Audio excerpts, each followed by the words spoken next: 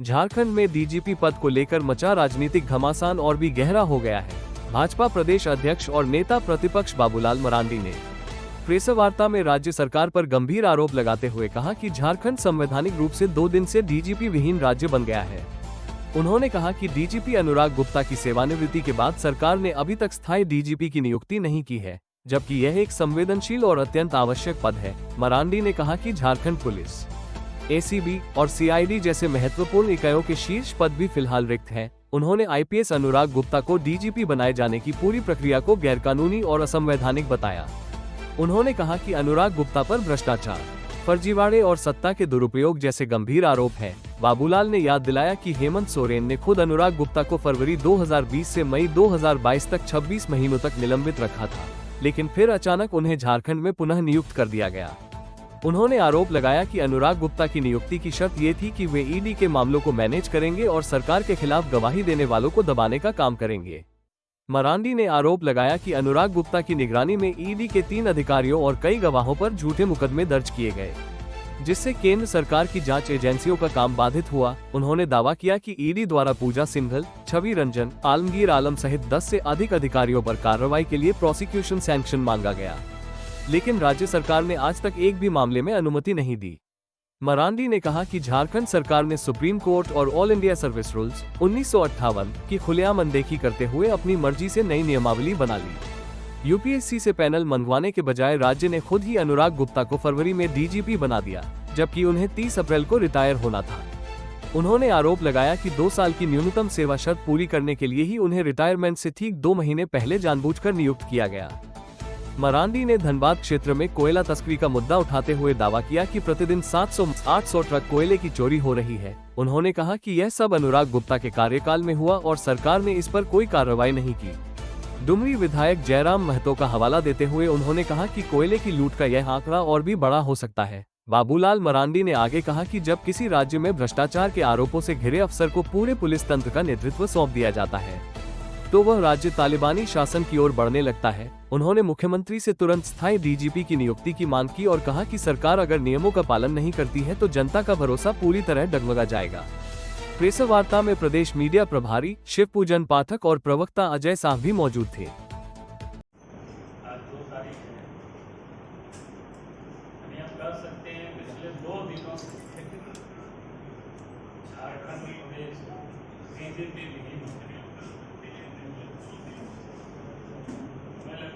देश में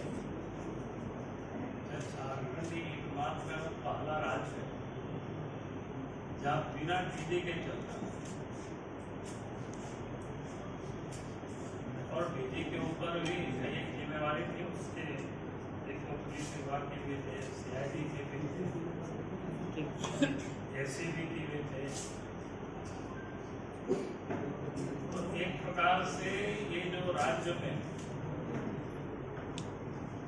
पुलिस कप्तान विहीन प्रदेश हुआ,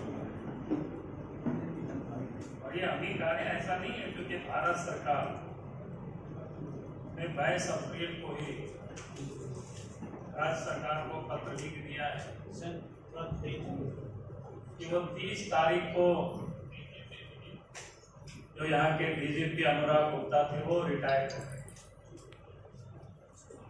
और 30 के बाद एक हो गया, 2 भी हो गया, लेकिन कोई नए डीजीपी या नियुक्त नहीं हुआ। यानी डीजीपी विभिन्न आज जिला, और इसलिए हमने कहा कि भाई देश में शायद एक पहला राज्य होगा इस प्रकार का जहां राज्य में कोई डीजी नहीं, क्योंकि जिनको जिस प्रकार से उन्होंने बना करके रखा हुआ है, तो आज जो भी वो डीजी निर्णय लेंगे डीजी के रूप में, तो बिल्कुल वो विधि सम्मत नहीं होगी, कानून का वो बिल्कुल विपरीत होगा। और ऐसे पदाधिकारी अगर कोई भी निर्णय लेते हैं तो आप समझ सकते हो उसका दूरगामी प्रभाव पड़ता है। उसका निर्णय कहीं से भी युक्ति संगत नहीं होगा, लीगली नहीं हो सकता, क्योंकि लीगली वो आज के तारीख में डीजी वो नहीं है। उसका स्पष्ट रूप से भारत सरकार का जो पत्र है आप सब देख सकते हैं। मैं कह रहा था कि भाई आखिर अनुराग गुप्ता में क्या खूबी है कि उनको अभी भी वो डीजीपी बना के गैर कानूनी ढंग से रखे हो। और ये व्यक्ति के बारे में थोड़ी जानकारी लीजिए। जब बिहार के जमाने में भी उनके ऊपर गया में मगध यूनिवर्सिटी का जो पुलिस स्टेशन है वहां भी उनके ऊपर केस है। वहां तो 420 तक का उनके ऊपर आरोप लगे। जो पुलिस अफसर एक भ्रष्टाचार पक्षपात करने के आरोप जिनके ऊपर हो, गड़बड़ करने का भी आरोप हो, और हेमंत सोरेन ने खुद जब पहली बार मुख्यमंत्री बने तो 24 फरवरी 2020 से लेकर के 9 मई 2022 तक अर्थात 26 महीना तक इसको निलंबित रखा। कोई दूसरे लोगों ने कोई निलंबित नहीं रखा था, हेमंत सोरेन ने रखा। और जो व्यक्ति 26 महीनों तक निलंबन रहा और उसके बाद निलंबन समाप्त हुआ, तब फिर हेमंत सोरेन ने फिर नियुक्ति दी।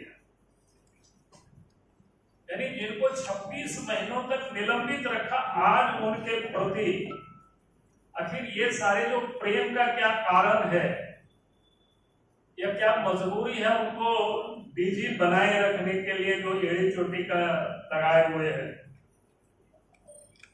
तो उसका हमने पता करने की कोशिश की। आखिर इस अवसर में कौन सी ऐसी पंख है जिसके कारण से हेमंत सोरेन ने इनको यहां बैठा के रखना चाहते हैं। भी थोड़ा मैं समाप्त करूं ताकि आप सबको ध्यान में आ जाए। आप सबको पता है कि झारखंड में ईडी की जांच चल रही और ईडी ने भी कई एक भ्रष्टाचार की उन्होंने खुलासा किया और उस भ्रष्टाचार में जो भी लोग शामिल हैं उन सब लोगों को के ऊपर प्रोसिक्यूशन सेंक्शन के लिए जो ईडी ने लिखा है उसमें से लगभग 10-12 अफसर, लेकिन आज तक उन सारे मामलों को रखना, आज तक सरकार ने उसका सेंक्शन नहीं दिया है, बल्कि जो ईडी के द्वारा जो गवाहें थी उन्होंने कई एक गवाहों को के ऊपर दबाव डालना, कई के ऊपर तो केस करके जेल में भी डाल दिया ताकि ये जो पेडिकेंट ऑफेंस होते हैं कि उसको समाप्त करना, यानी जो उनके हिसाब से जो बयान नहीं देंगे फिर उनके ऊपर केस करना। पूर्व में भी आप सबको जानकारी है कि ईडी को डेमोरलाइज करने के लिए उन्होंने क्या क्या किया था कि ST/SC एक्ट के तहत यहाँ मुकदमा भी दर्ज किया गया। वो आप सबके संज्ञान में से भी मैं लाना चाहता हूँ। तो अब समझ में आता है कि इनके साथ जो अंडर हैंड जो डीलिंग है हेमंत सोरेन और अनुराग गुप्ता के बीच, कि आप करप्शन से हमें बचाओ और जो भी लोग करप्शन के विरोध में या करप्शन के लिए लड़ते हुए ईडी को साथ दे रहे ऐसे अफसर, ऐसे लोगों को जेल में डाल देना, उनके ऊपर जो केस मुकदमा है उसको समाप्त करने के लिए दबाव डालना, तो ये आम बात है। क्योंकि जिस प्रकार से इनको डीजी नियुक्त किया है और जिसका उन्होंने जो आधार दिया है, कोई एक भी उनका आधार पूरा नहीं होता, क्योंकि इनको चुनाव के पहले इनको एक प्रभारी डीजी बनाया था, आप सब लोगों की जानकारी। लेकिन इनके ऊपर जो इतनी सारे जो है फ्रॉड हो, गड़बड़ करने वाला व्यक्ति हो, तो इलेक्शन कमीशन इनको हटाया। और हटाने के बाद भी आपके संज्ञान में मैं लाना चाहता हूं, जो इससे पूर्व के जो डीजी थे उनको भी प्रभारी बनाया था, लेकिन इलेक्शन कमीशन ने उसको नहीं माना और उसको फिर अस्थायी डीजी बनाया गया, पूर्व के जो डीजी थे। और फिर चुनाव जैसे समाप्त होता है, अब चुनाव समाप्त होने के बाद हेमंत सोरेन की सरकार, हेमंत सोरेन के नेतृत्व में जैसे ही सरकार बनती है, 28 नवंबर 2024 को फिर से इनको प्रभारी डीजी बनाया जाता है।